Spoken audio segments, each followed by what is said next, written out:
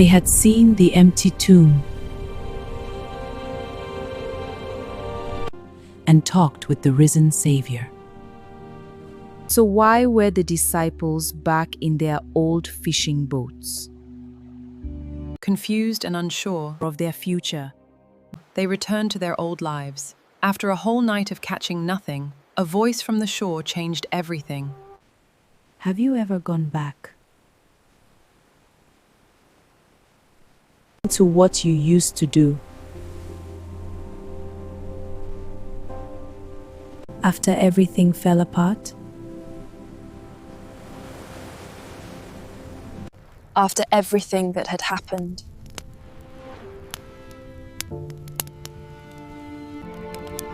Peter said,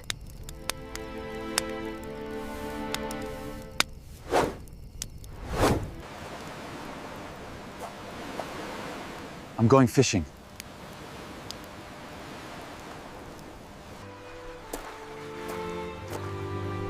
We'll go with you.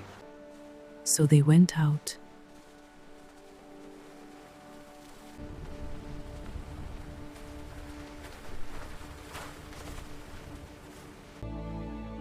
Into the night.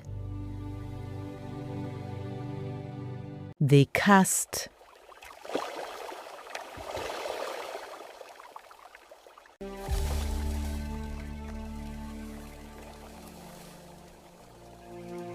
Another cast. Empty net again. Cast again and again. Another cast. Empty net again. morning came. Someone stood on the shore.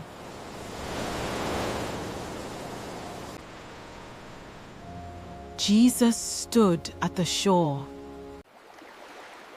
Then a voice called out from the shore. Children, have you caught anything? The disciples turned toward the voice.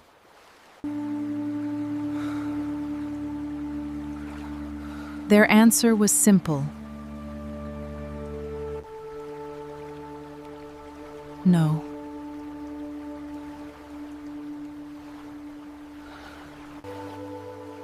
Cast your net.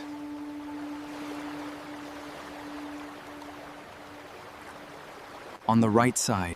And you will find some. When they obeyed, they reaped a great harvest.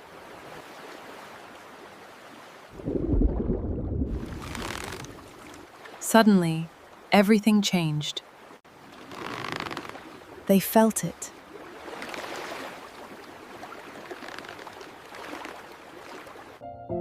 Something was different.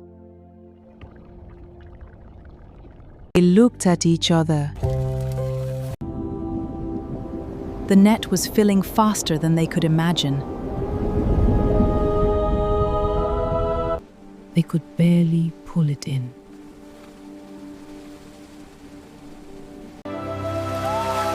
Because of the number of fish.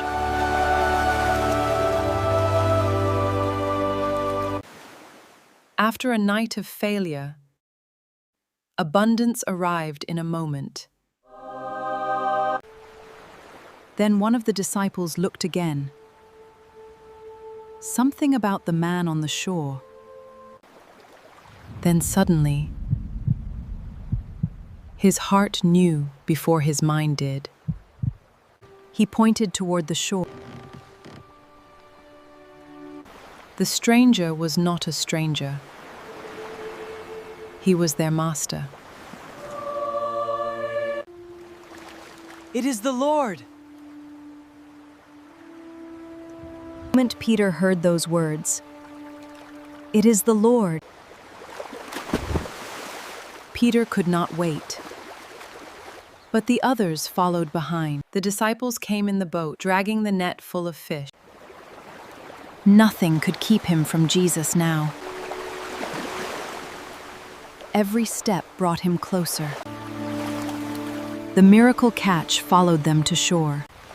When they reached the shore, something unexpected was waiting for them. A charcoal fire, with fish already cooking.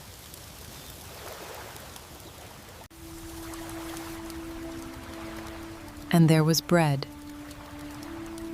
The risen Savior was waiting for them. Not with a sermon, but with breakfast. After a night of failure, they found Jesus waiting. The disciples gathered around the fire, still amazed by everything that had happened. Then Jesus took the bread and gave it to them. No one needed to ask who he was. They knew. Peter looked toward Jesus, knowing there was still something left unsaid. The risen Savior served them, just as he always had. For a moment, there was only peace. The meal was over. The fire still burned softly. Then Jesus looked at Peter, not with anger, not with condemnation.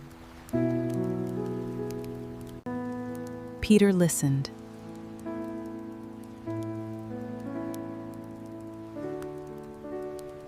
Simon, son of John, Do you love me more than these?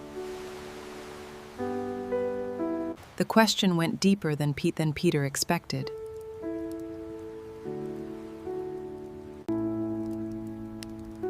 Yes, Lord. You know that I love you. Feed my lambs. Again, Jesus asked him, Simon, son of John, do you love me? Peter answered again, Yes, Lord. You know that I love you.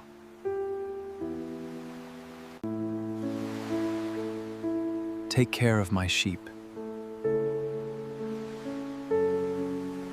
For the third time, Jesus asked, Simon, son of John, do you love me? Peter was hurt because Jesus asked him a third time. Lord, you know all things. You know that I love you. Feed my sheep.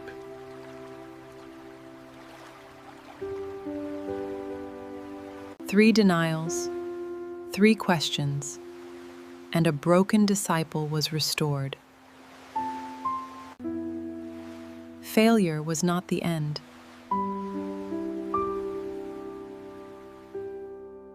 This is my book of Bible stories, bringing timeless biblical tales to life. Like, comment, and subscribe.